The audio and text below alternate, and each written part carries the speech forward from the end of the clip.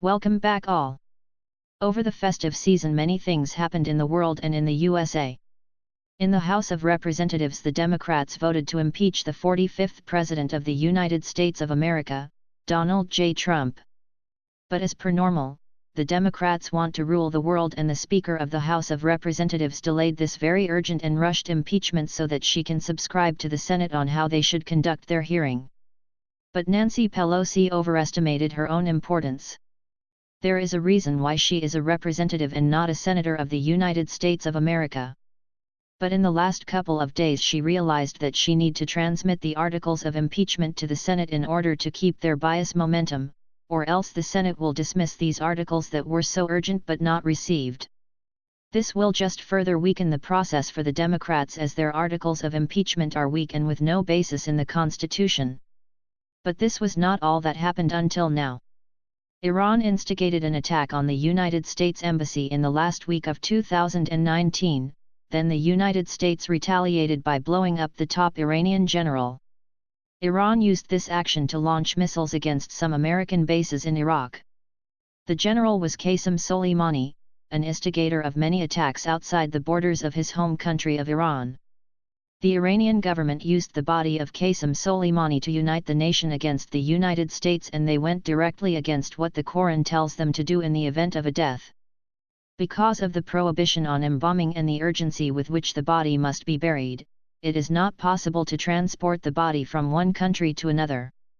Many Muslims living in America have a desire to be buried in the country of their ancestry, and this cultural practice, while acceptable in some communities, is in conflict with Sharia. An imam or Muslim funeral director should be consulted if there are any questions on the matter. So in other words, an imam can go against the Quran and allow the body of the deceased to be transported across borders. Then the government used this general's body in propaganda parades and waited a full 4 or 5 days to bury him, also against what the Quran stipulate. But enough of this general.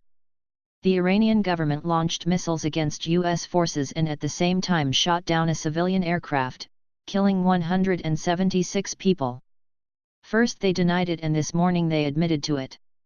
According to the Iranian government, the shooting down of the plane was an accident, but according to my knowledge, there are many measures in place on any missile system to prevent the accidental launch of a missile against the wrong target. Now they claim that they will take action against those low-level soldiers that followed the orders instead of charging the chain of command. But during this volatile situation, the Democrats in the House of Representatives put a muzzle on the powers of the President of the United States of America by limiting his ability as Commander-in-Chief of the Armed Forces to use these very armed forces to defend America.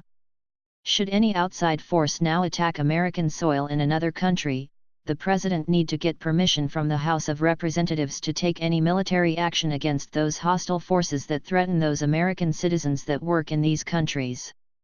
It would seem that the President cannot even order the Marines now from securing an embassy while they are under attack without consulting the House first.